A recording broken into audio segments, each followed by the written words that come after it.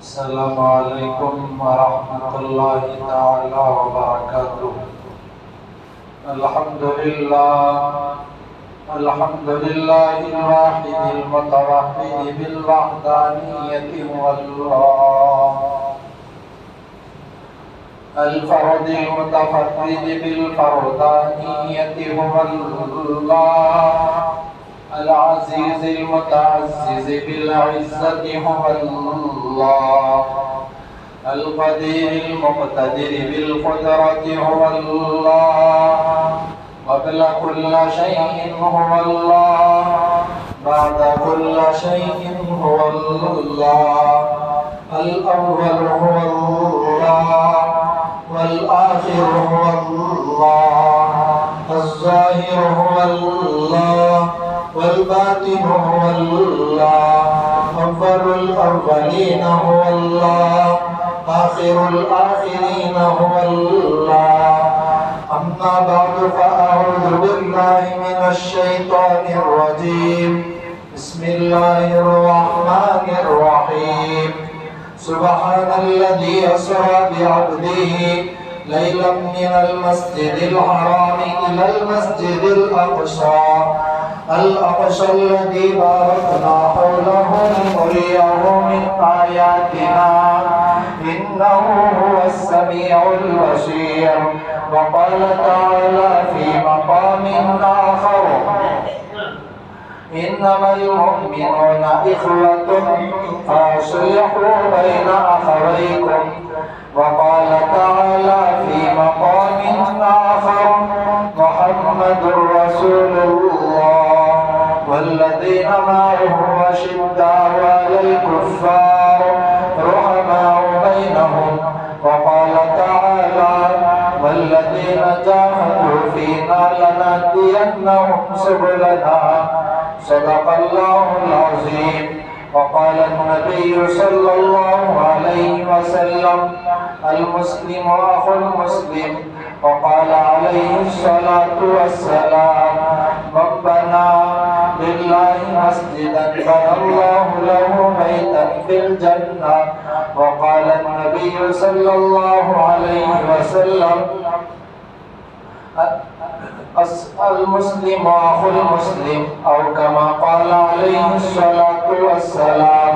اللهم صل على محمد وعلى آل محمد كما صليت على إبراهيم وعلى آل إبراهيم إنك حميد مجيد.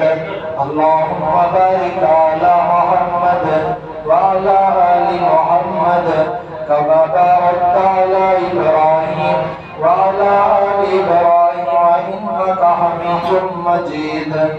محترم سامعین، برادران عزیز، آج کے اس جمعہ میں انشاءاللہ ہم دو عنوان پر کچھ ضروری باتیں عرض کرنی ہے۔ پہلا عنوان تواضع اختیار کرنا، عاجزی اختیار کرنا، اور دوسرا عنوان مساجد کی حفاظت کی ذمہ داری کیا ہوتی ہے۔ اس تعلق سے کچھ ضروری باتیں عرض کرنی ہے۔ سب سے پہلی بات تواضع اختیار کرنے کے تعلق سے ہے۔ حدیث کے اندر ہے: من تواضع للہ رفعہ اللہ، جو تواضع اختیار کرتا ہے، عاجزی اختیار کرتا ہے، اللہ تبارک و تعالیٰ اسے بلند مرتبہ عطا فرما دیتے ہیں۔ دیکھیں، یہ بڑائی جسے اللہ تبارک و تعالیٰ ناپسند فرماتے ہیں۔ من تکبر وضعہ اللہ، جو تکبر اختیار کرے گا اللہ اسے نیچا کر دیں گے۔ تو جہاں بھی تکبر کی بات آئی، اللہ تبارک و تعالیٰ نے ناراضگی اور ناگواری کا اظہار فرمایا۔ اور یہاں تک بھی ہے کہ اللہ کے بارے میں خود حدیث قدسی: الکبریاء ردائی، یہ جو بڑائی ہے یہ اللہ کی چادر ہے، اس کے اندر کسی کو ہاتھ ڈالنے کی اجازت نہیں ہے۔ بزرگان دین فرماتے ہیں کہ اگر کوئی غلطی کرے، گناہ کرے، تو اس گناہ کی وجہ سے اس کے اندر عاجزی پیدا ہو رہی ہو، تو یہ اس نیکی سے بہتر ہے جس نیکی کے ذریعے سے آدمی کے دل کے اندر یہ قسم کا تکبر گھمنڈ پیدا ہوتا ہو۔ حضرت حنیف احمد قاسمی صاحب ایک بات فرمایا کرتے تھے کہ دین کی محنتوں میں جڑ کر دین کی محنت کرنے والوں، تمہارے واسطے یہ بات ضروری ہے کہ تم کسی سمجھدار اللہ والے کی صحبت میں جا کر اپنی تربیت ضرور کر لینا، اس لیے کہ بعض دفعہ ہم دین کی محنت کرتے ہیں مگر اس کے باوجود جذبہ زیادہ ہونے سے کبھی کبھار ہم تکبر کا شکار ہو جاتے ہیں، اور یہ تکبر ایک قسم کی روحانی بیماری ہے، اور یہ روحانی بیماری یہ باطنی امراض میں سے سب سے بڑا مرض ہے۔ جب کسی کے اندر یہ تکبر آ جائے تو آ جانے کی وجہ سے آدمی برباد ہو جاتا ہے۔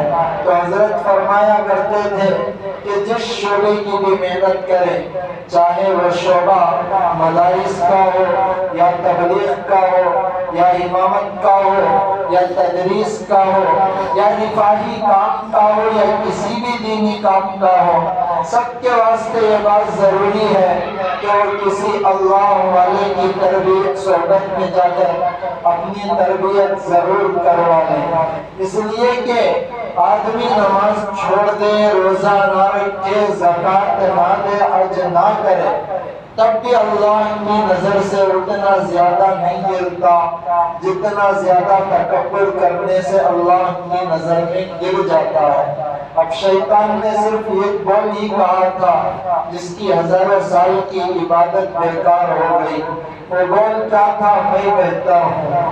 تو دیکھیں اللہ کو یہ تکبر ہرگز پسند نہیں۔ حضرت ابوبکر صدیق رضی اللہ تعالیٰ عنہ اس امت کے اندر سب سے بڑا مقام رکھنے والے صحابی ہیں۔ جب ان کو خلیفہ بنایا گیا تو سب سے پہلی مرتبہ غالباً جب بیان کرنے کے لیے بیٹھے تو لوگوں کے سامنے حضرت نے فرمایا کہ مجھے تم لوگوں کا نگران بنایا گیا ہے، میں تم سے بہتر نہیں ہوں۔ تو دیکھیے یہ کون کہہ رہے ہیں؟ ابوبکر صدیق رضی اللہ عنہ فرما رہے ہیں کہ میں تم سے بہتر نہیں ہوں بلکہ مجھے تمہارا نگران بنایا گیا ہے۔ اور حضرت نے آگے یہ بات بھی ارشاد فرمائی کہ اگر میں صحیح راستے پر چلوں تو تم سارے مل کر میری مدد کرنا، اگر میں صحیح راستے سے تھوڑا بھٹک جاؤں تو تم مجھے سیدھا کر لینا۔ پھر حضرت نے آگے فرمایا کہ میرے نزدیک سب سے زیادہ طاقتور کمزور ہے، اس لیے کہ اگر طاقتور ہو اور وہ دوسروں کا حق وصول کر رہا ہے تو میری نظر میں وہ کمزور ہے، اس کا حق وصول ضرور میں وصول کروں گا۔ پھر فرمایا میری نظر میں طاقتور وہ ہے جس کا لوگوں نے حق چھین لیا ہو، تو میں اس وقت تک خاموش نہیں بیٹھوں گا جب تک کہ اس کے حق کو اس تک نہ پہنچا دوں گا۔ تو اتنے بڑے صحابی فرما رہے ہیں کہ اگر میرے اندر کچھ غلطی دیکھو تو مجھے سیدھا کرنا۔ آج برا نہ مانے میری بات کو، ہم سے کچھ غلطی ہو جائے، کوئی آ کر اصلاح کرے تو ہم اپنی اصلاح کرنے کے واسطے تیار نہیں ہوتے۔ حضرت عمر فاروق رضی اللہ تعالیٰ عنہ ایک دم بہت بڑے صحابی خلیفہ دوم ہے، ایک مرتبہ اپنے صحابہ کے ساتھ لوگوں کے ساتھ کہیں جا رہے ہیں، ایک بوڑھی عورت پکڑ کر ڈانٹتی ہے، عمر تم جانتے ہو کہ تم کون ہو کہ تمہیں بکریاں یا اونٹ چرانے نہیں آتے تھے، آج اللہ نے تمہیں خلیفہ بنایا ہے۔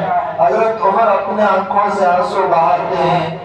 ایک مرتبہ مجمع کے اندر حضرت عمر فاروق نے بیان فرمایا کہ دیکھو اگر مجھ سے غلطی ہو گئی تو تم کیا کرو گے؟ مجمع میں سے ایک آدمی اٹھا اور کہنے لگا کہ ہماری تلوار سے ہم تمہیں سیدھا کریں گے۔ اتنی باتیں حضرت عمر سنے اور فرمایا اللہ کا شکر ہے کہ اس امت کے اندر میری اصلاح کرنے والے اب بھی موجود ہیں۔ تو یہ تھی عاجزی. اتنے بڑے خلیفہ ہمیشہ ایک دعا مانگا کرتے تھے, اللہم اجعلنی فی عینی صغیرا, اللہ مجھے میری آنکھ میں چھوٹا کر دے, وفی اعین الناس کبیرا, اور لوگوں کی آنکھ میں مجھے بڑا کر دے. اور لوگوں کی آنکھ میں بڑا کر دینے کی دعا کا مطلب یہ تھا کہ اگر چھوٹا لوگوں کے سامنے بیٹھ کر بیان کرے, کچھ بات بتائے, کچھ رائے پیش کرے, تو اس کی رائے کو اتنی زیادہ اہمیت نہیں دی جاتی. تو اس لیے یہ دعا کو حضرت عمر فاروق نے فرمایا کہ لوگوں کی نظر میں اللہ مجھے بڑا کر دے. تو دیکھو ساتھیوں, یہ تھے ہمارے اکابرین, ہمارے بڑوں کے اوصاف. ان اوصاف کو ہمیں اپنے اندر بھی اتارنا ضروری ہے. آج سب سے جو بڑی زیادہ کمزوری ہمارے اندر ہے, وہ کمزوری یہی کہ ہم اپنی اصلاح کرنے کے واسطے تیار نہیں ہیں. اللہ تبارک و تعالی ہم تمام کی اصلاح فرمائے اور ہمیں اپنے اخلاق کو صحیح طریقے سے درست کرنے کی توفیق عطا فرمائے. ہمیشہ ہمارے استاد محترم ایک بات فرمایا کرتے تھے کہ دیکھو, تم کتابیں تو پڑھ لیتے ہو, کتابیں پڑھ لینے سے آدمی نہیں بنتا, بلکہ کسی کی صحبت اٹھانا پڑتا ہے.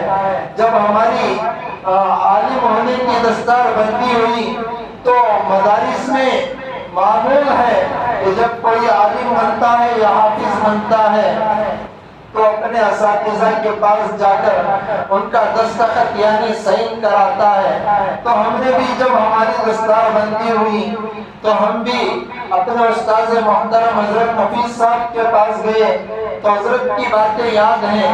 حضرت نے بٹھایا, دستخط کرنے سے پہلے سمجھاتے ہوئے فرمایا کہ تم تو عالم ہو گئے مگر کسی کی صحبت نہ اٹھائے تو تم قوم کی کشتی کیسے سنبھالو گے؟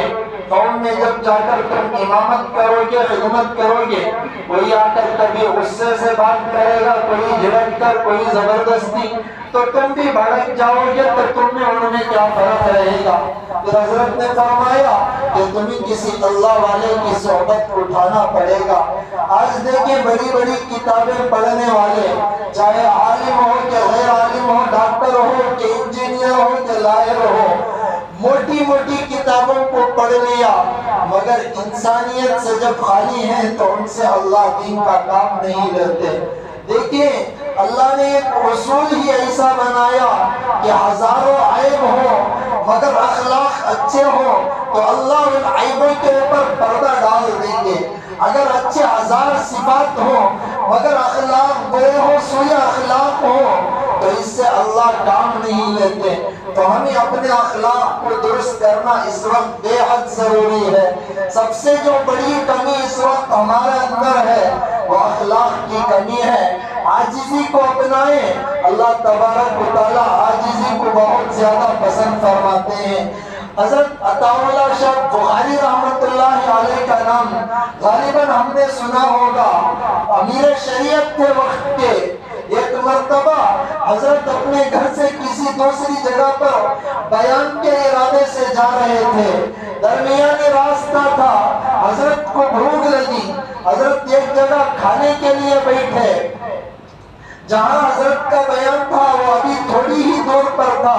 حضرت کھانے کے لیے جب بیٹھے تو سامنے دیکھا کہ ایک بھنگی جسے ہم جھاڑ ملی کہتے ہیں وہ سامنے سے جھاڑتا ہوا گزر رہا تھا.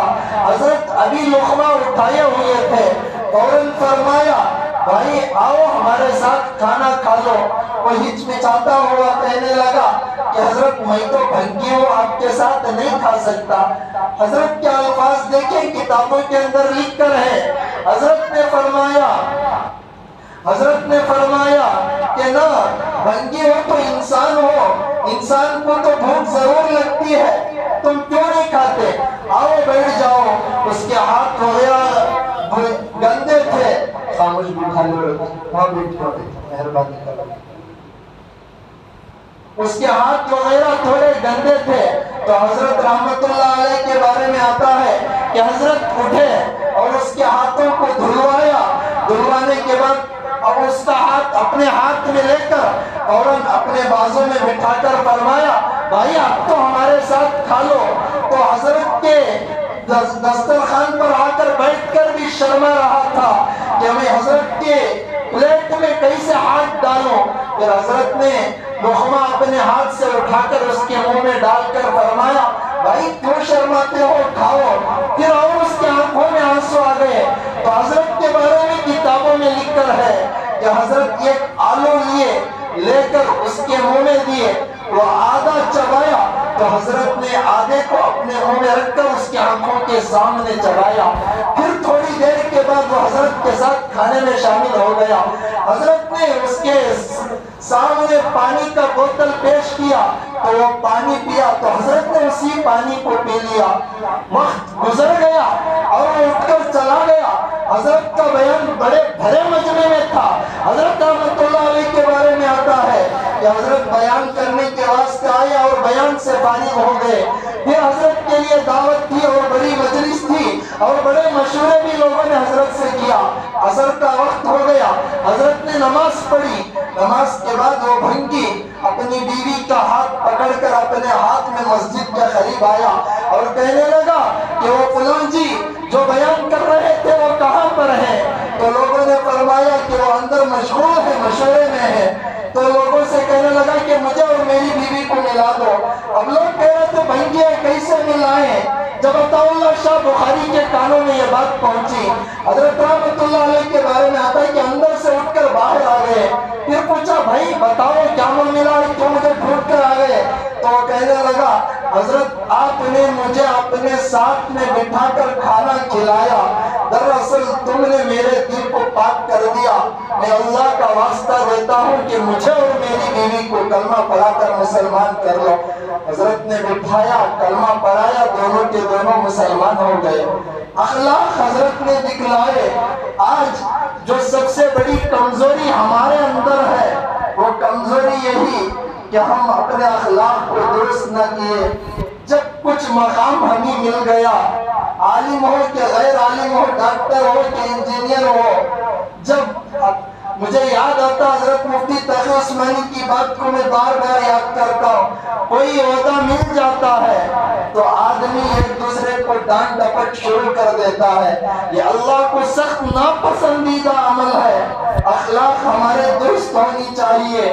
ہم نے دیکھا کہ بڑے بڑے محتمم ہو، بڑے بڑے پرنسپل ہو، بڑے بڑے اونر ہو، بڑے بڑے مینجمنٹ ہو، بڑے بڑے مالداروں کو بھی دیکھا جب اپنے ہاتھ کے نیچے والوں سے کام کرانے کا موقع آتا ہے ڈانٹ ڈپٹ سے کام کراتے ہیں۔ بعض مرتبہ ہماری زبان بھی چپ نہیں رہتی، پوچھ لینا پڑتا ہے کہ اپنے ہاتھ کے نیچے والوں کو کیوں ڈانٹ ڈپٹ کرتے ہو؟ کھلے الفاظ میں لوگ کہتے ہیں کہ نہ ڈانٹ ڈپٹ نہ کریں تو کام نہیں بنتا۔ میرے ساتھیوں جو یہ بات کہتے ہیں، چاہے وہ پرنسپل ہو کہ محتمم ہو، کسی مدرسے کے ہو یا اسکول کے ہو، یا مینجمنٹ ہو یا اونر ہو یا امیر ہو یا صدر ہو یا ہم جیسا کوئی امام ہو یا اور کوئی مدرس استاد ہو، کوئی بھی ہو، اس کے واسطے یہ بات سامنے رکھے حدیث کو۔ اللہ کے نبی کی خدمت 10 سال تک حضرت انس جا کر کرتے رہے۔ حدیث میں لکھ کر ہے، اپنے الفاظ نہیں ہے۔ حضرت انس کے بارے میں آتا ہے اللہ کے نبی نے کبھی بھی ڈانٹ ڈپٹ حضرت انس کے ساتھ نہیں کی۔ یہ اصول کو اپنایا۔ ہمارے نبی سب سے بڑے تھے، چاہے تو ڈانٹ ڈپٹ کر سکتے تھے اپنے خادمین کو۔ حدیث میں ہے، حضرت انس خود فرماتے ہیں 10 سال کے اندر میرے نبی نے مجھے کبھی ڈانٹا تک نہیں۔ حضرت انس کو بڑے خدمت گزار میں اپنی جگہ خدمت کرتے تھے، اس کے باوجود حضرت انس کے بارے میں آتا ہے کبھی غصے سے اللہ کے نبی نے بات نہ کی۔ آج اللہ کے فضل سے بڑے بڑے مدارس دیکھنے کا بھی موقع ملا، بڑے بڑے آفسوں کو جانے کا بھی موقع ملا، بڑے بڑے کالجوں، یونیورسٹیوں اور اسکولوں کو دیکھنے کا موقع ملا۔ کچھ اللہ کا فضل کہتا ہوں، غلطی عالم کرے غیر عالم کرے سب اپنی جگہ غلطی ہوتی ہے۔ کچھ اللہ کا ڈر ہونے کی وجہ سے بعض محتمموں کو دیکھا جو اپنے اساتذہ کا ادب کرتے، مگر بڑے بڑے آفیسروں کو میں نے دیکھا کہ اپنے ہاتھ کے نیچے بات کرتے ہیں، جب وہ آتا ہے اور جاتا ہے تو اس کے ساتھ اپنی ایک جرأت ایسی دکھاتے کہ تم میرے خادمین ہو۔ اور بڑے بڑے پرنسپلوں کو بھی دیکھنے کا موقع ملا۔ میں منبر رسول پر بیٹھ کر اللہ کو ڈر کر کہتا ہوں کہ میں کسی کی برائی نہیں کر رہا ہوں، اپنے ہاتھ کے نیچے کام کرنے والوں کو بہت ساروں کو دیکھا کہ ڈانٹ ڈپٹ کرتے، جبکہ اللہ کے نبی کا آخری وقت تھا، اللہ کے نبی کی زبان سے دو الفاظ جاری تھے، الصلاۃ، نماز، وما ملکت ایمانکم، اپنے ہاتھ کے نیچے کام کرنے والوں کے بارے میں صحیح نگرانی کرو۔ اب دیکھیں نماز تو نماز کا مقام تو اللہ کے نبی نے فرمایا جو نماز کی پابندی کرے گا باقی اعمال کا بھی پابند ہو سکتا ہے، اس لیے اللہ کے نبی نے نماز کا لفظ اس وقت آخری وقت میں استعمال فرمایا۔ اور دوسرا لفظ جو نبی نے ارشاد فرمایا وما ملکت ایمانکم کا تھا، اپنے ہاتھ کے نیچے کام کرنے والوں کا تھا۔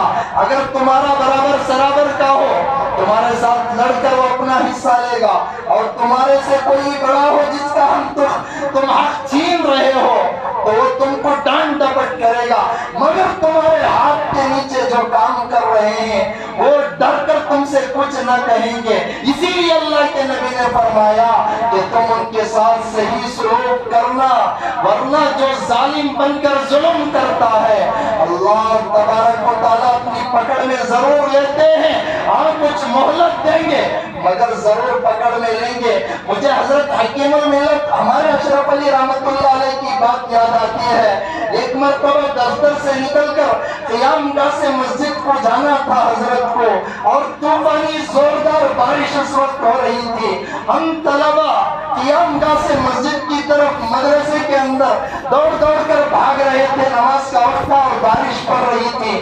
حضرت چھتری لے کر اپنے دفتر سے نکلے اور مسجد کی طرف جانے لگے تو طلبہ کو دیکھا کہ طلبہ ایسے جا رہے ہیں بھیگ کر، تو حضرت رحمت اللہ علیہ نے فوراً اپنی چھتری کو بند کر دیا اور طلبہ کے ساتھ بھیگتے ہوئے مسجد کی طرف چلے گئے۔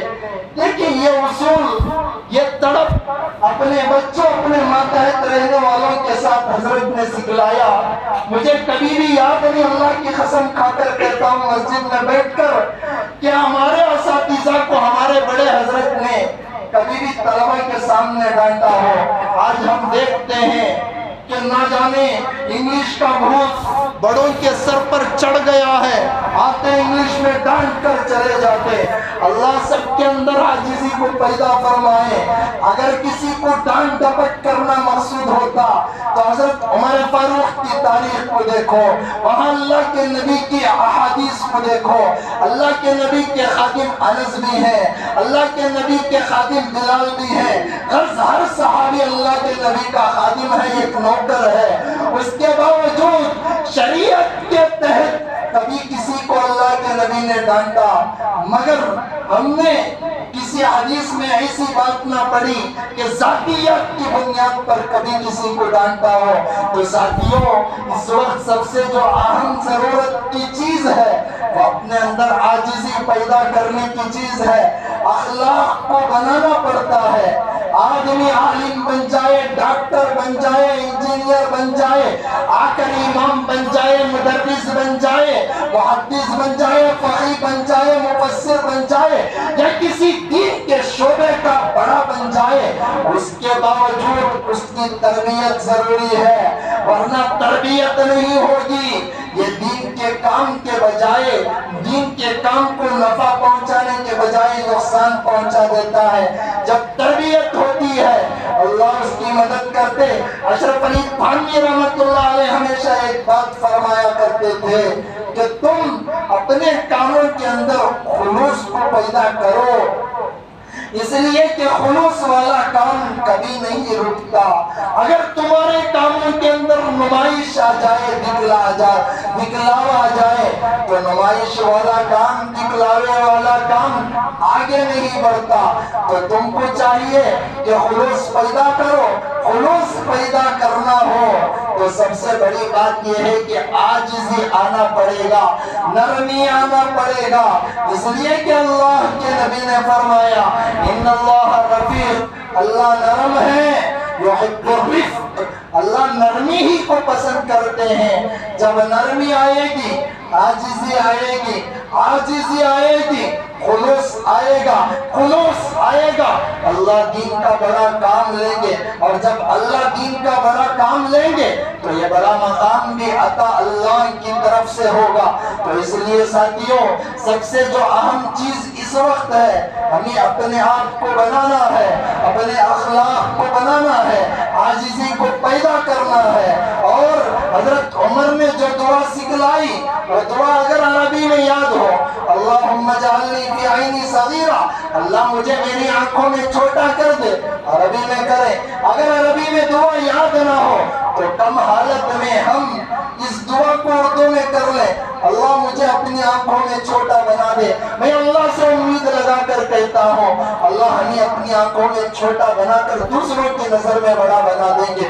تو غرض ساتھیوں، ہمیں اپنے اخلاق کو بنانا پڑے گا، ایک دوسرے کے درد کو پیدا کرنا پڑے گا، ایک دوسرے کی ضرورت کو سمجھنا پڑے گا، اور مسلمان خاص طور پر مسلمان کے درد کو اپنے دل کے اندر پیدا کرنا پڑے گا۔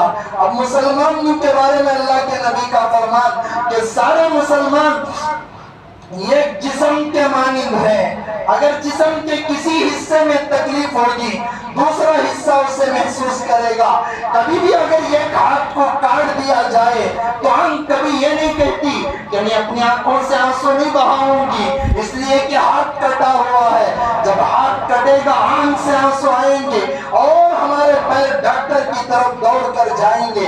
اللہ کے نبی نے ایک جسم سے تشبیہ اس لیے دی کہ جب کسی مسلمان کو کہیں بھی تکلیف ہو رہی ہو تو تمہارے بس میں جو کام ہے اس کام کو تمہیں کرنا پڑے گا۔ ہم اپنے خیالات میں مست ہو جائیں تو باطنی طور پر ہم مر گئے ہیں۔ جب آدمی مر جاتا ہے جسم سے روح نکال دی جاتی ہے، نکالنے کے بعد اگر ہاتھ کاٹ دیا جائے، سینے کو چیر دیا جائے، پیر کاٹ دیے جائیں، آنکھیں نکال دی جائیں اور سر کتر دیا جائے، اس کے باوجود اس کی آنکھوں سے آنسو نہیں نکلتے اور وہ نہیں تڑپتا، اس لیے کہ اصل اس کے اندر سے روح نکل چکی ہے۔ تو غرض دوستو، زندہ ہونے کی مثال یہ ہے کہ جہاں بھی کہیں مسلمان کو تکلیف پہنچے، آنکھوں سے آنسو نکلے، جو ہمارے بس میں ہو وہ بس میں چل کر ہم ضرور کام کریں۔ خاص طور پر اس وقت سارا میڈیا اور سارے اشتہارات، سارے اخبار، سارا واٹس ایپ اور ساری خبریں یہ ہمارے پاس پہنچ رہی ہے کہ اس وقت فلسطین کے مسلمانوں پر جو درندہ صفت انسان ظالم بن کر ظلم کر رہے ہیں، یہ چیزیں ہماری آنکھوں کے سامنے ہیں، اور وہاں کے بچوں کو، بوڑھوں کو، عورتوں کو اور نوجوانوں کو جو اس وقت شہید کیا جا رہا ہے، یہ بھی ہماری آنکھوں کے سامنے ہے۔ اب اس وقت دیکھیں، جو ظالم ہیں ظلم کر رہے ہیں اپنی جگہ، جہاد یہ نہیں ہے کہ دہشت گردی پھیلا دیں، جہاد کہتے ہیں اس بات کو کہ ظالم کو ظلم سے روکا جائے اور مظلوم کو اس کا حق دیا جائے۔ مگر آج مسلم ممالک اس وقت خاموش ہو گئے۔ اگر سارے مسلم ممالک اکٹھا ہو کر اگر اس ظالم کا مقابلہ کرتے تو آج یہ بلبلاتے بچے جن کے والدین دنیا سے رخصت ہو گئے، جن کی عمر 2 یا 3 ماہ ہے، ان کو پتہ بھی نہیں چلا کہ میری ماں کو قبر میں دفنایا گیا۔ چھوٹے بچے جو ابھی تک جن کو کچھ معلوم نہیں تھا ان کو شہید کر دیا گیا۔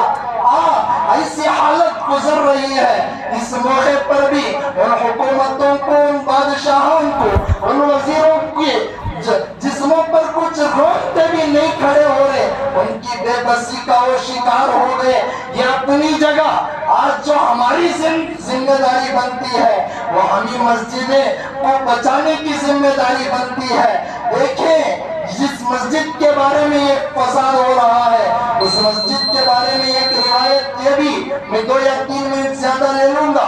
ایک حدیث میں ہے کہ اس مسجد کو مسجد انبیاء بھی کہا جاتا ہے۔ ایسی مسجد کے واسطے ہمارے مسلمان شہید ہو رہے ہیں، یہ اپنی جگہ شہید شہید ہو رہے ہیں، اللہ ان کو آخرت میں جو مقام دے گا وہ مقام اپنی جگہ ہے، مگر اس وقت جو ہماری ذمہ داری، ان ذمہ داریوں میں سے پہلی ذمہ داری یہ بنتی ہے کہ ہم اللہ کے پاس ہاتھ اٹھا کر ضرور دعا کریں، اور دوسری بات علماء کی طرف سے یہ ہے کہ ہم اپنی مستورات کو ہو، بڑوں کو ہو، روزہ رکھنے کا پابند بنائیں تاکہ یہ ظلم کنٹرول میں آئے۔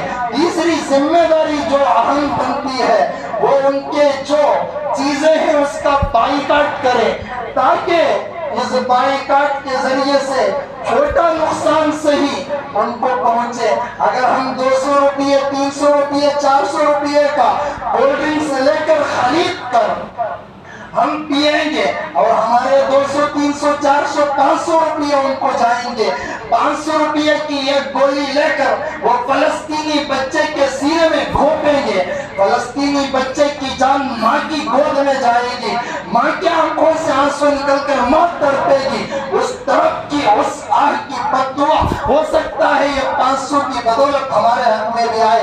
احتیاط کا تقاضا، پورے دلائل، پورے پروف، پورے یقین سے جب یہ ثابت ہو جائے کہ یہ وہی اسرائیل کی چیز ہے تو اسرائیل کی چیز کو چھوڑ کر دوسری چیزوں کو خریدے، اور جو بڑے بڑے ذمہ دار، بڑے بڑے مالدار، بڑے بڑے مسلمان کی کمپنیاں ہیں وہ اس کا نعمت بدل حصہ بنائیں تاکہ اس چیز کو چھوڑ کر اس چیز کو خریدا جائے، تاکہ اسرائیل کمزور ہو اور مسجد اقصی مسلمانوں کے ہاتھ میں آئے۔